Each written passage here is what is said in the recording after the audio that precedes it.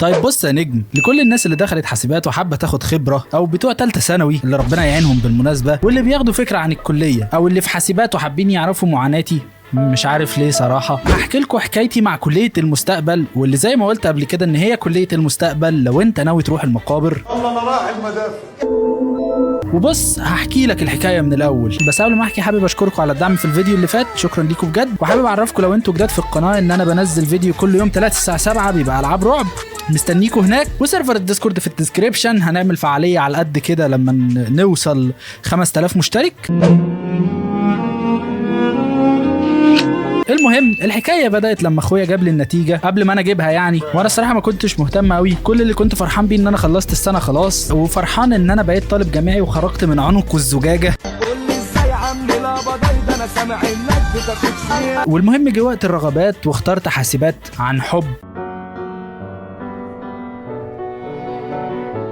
بيبقى نفسي ارجع بالزمن انتشني قلم على الايد اللي اختارت حاسبات دي.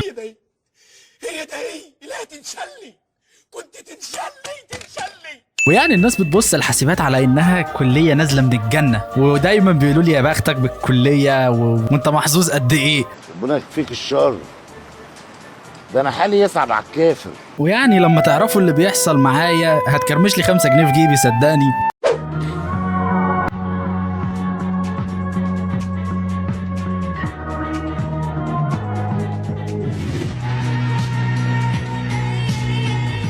ومن مزايا الكليه اللي بتخليك محبوس مع الكمبيوتر طول اليوم ان هي بتخليك تعيط على اي حاجه حرفيا. سيف النار يجري يلعب يأكل جزر كي لا يتعب. ومن مميزات كليه زي حاسبات او ككليه من كليات القمه ان هي بتخليك تحافظ على شبابك، وبالعكس تخليك اجمل كمان. يا انت كبرت ولا ايه؟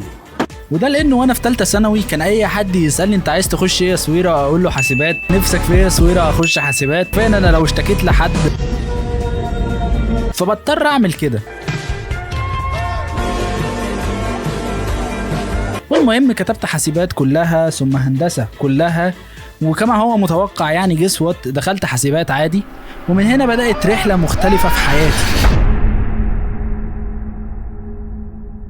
وده لانه بعد ما عرفت ان الكليه بتاعتي حاسبات، ففي خيالي بقى الهودي الاسود ابو زعبوط طويل وكوبايه القهوه والشاشه خضراء، وهتقبلي الادوه ولا اقبله انا.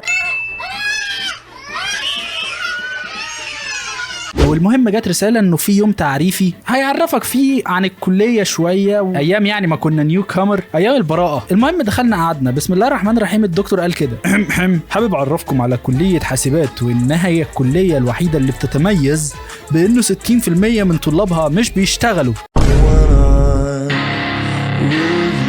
والحمد لله قال الا لما ياخدوا كورسات وبس. وبعد كده مشيت الايام لحد ما بدأت الدراسة، وبيحصل روتين جميل جدا علشان اوصل الكلية. من ربع لنص ساعة ملطوع عقبال ما يبقى فيه عربية. والمهم بعد ما المواصلات بتخلص ربع ساعة اقناع بتاع الامن ان انا من هنا ومش جاسوس ولا حاجة. ومن ثم بوصل الكلية، وفي واحد تقيلة، لا تقيلة قوي، وهو بتاع اتحاد الطلبة، وبيقعد يقنعني ان في رحلة في مطوبس وقد ان هي ممتعة والسعر خيالي 2000 جنيه بس. وبعد كده اخش احضر المحاضره. هنا هنقف شويه لانه الدكتور يدخل يبدا يشرح كل حاجه بالانجليزي، واكيد طبعا انتوا عارفين ان ده سهل عليا وان هي لعبتي. close doors behind you will slow. خلاص انا ما كنتش فاهم ولا حرف. والمهم انا اصلا ببقى رايح المحاضره علشان اخد درجات، فليه بقى اروح اقعد في المدرج الاقي الدكتور قام سالني بعد كل الشرح اللي بالانجليزي ده ان اجاوب؟ بروح ببقى واخد درجات ماينس.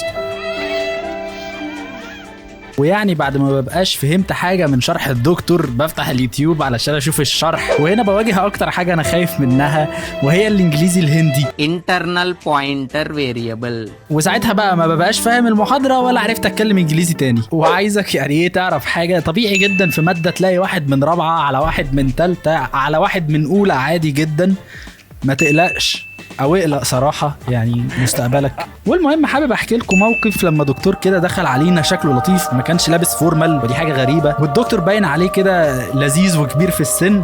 برضو عاوز ايه؟ دخل علينا مبتسم، وانا هنا كنت مبسوط جدا. ايه ده؟ ايه ده؟ ودخل وقال لنا الماده سهله جدا، وقال لنا ان في شابتر هيمسحه من اول محاضره. وانا انت مكانك مش هنا، انت مكانك في السما، وما تقلقوش انتوا زي ولادي، وانا مبسوط وطاير بقى من الفرحه. برضو عاوز ايه؟ والايام عدت وامتحان الميد جه، والجدير بالذكر في فتره الميد ترم الواحد بيبقى مزنوق بس ما بيوصلش للصياح بتاع الدفعه. يا خرابي انا عايز اروح. والغريب ان امتحان الميد كان جاي سهل على عكس الباقي. برضو عاوز ايه؟ المهم جه وقت امتحان الشفوي، ومش عايز اقول لكم الوضع بيبقى عامل ازاي. الواحد مننا تلاقيه وهو فوق دماغك خالص، وفجأة تلاقيه المهم ذاكرت له كويس، وقلت وانا في المواصلات A+ تطبخ على نار هادئه، خلاص الوضع سهل. رقم واحد في كوكب الارض، انا رقم واحد في كوكب الارض. رحت واقف قدام الدكتور، وكان في بنت قبلي، فالدكتور سالها فهي عيطت، وبعد ما هديت شويه ومشيت انا جه دوري وسالني وجاوبت، وغلطت في سؤال واحد للامانه، وقلت 8 من 10 مش وحش، ما رحناش بعيد. وعدت الايام ونزلت الدرجات، ولقيت ان انا جايب 3 من 10 وان البنت جايبه 9 من 10. وانا اللي هو من هنا بدأ يبقى عندي تراست ايشوز لاي حاجه في حياتي. والواحد بيبقى نازل الكليه بكل براءه وطاقه وانفتاح، بيرجع بيدور على السرير. وعموما هي المواد في اولى وتانية لذيذه، وبالمناسبه في اولى وتانية وتالتة ورابعه هتلاقي في كل ترم في ماده رياضه، وهتلاقي دايما واكيد وطبيعي مواد برمجه.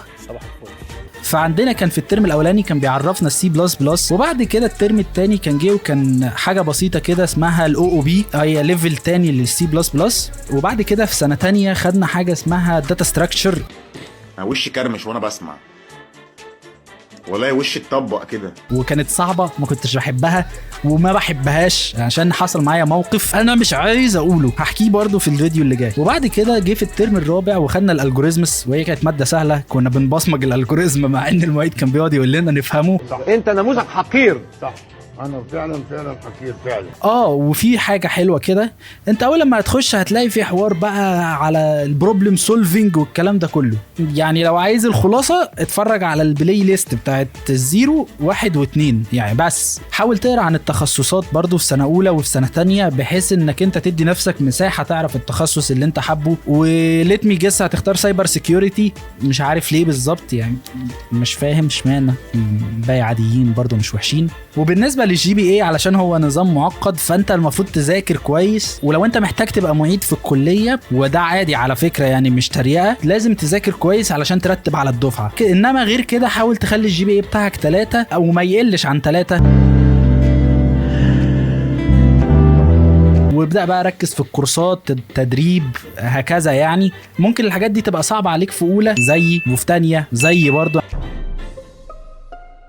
وبس كده، حابب اسمع تجربكم مع الكليه باحترام علشان هطلعها في الفيديو. وبس كده، ما تنساش تشوف الفيديوز القديمه وتشترك عشان تشوف الفيديوز الجديده. اشوفكم الفيديو الجاي، سلام.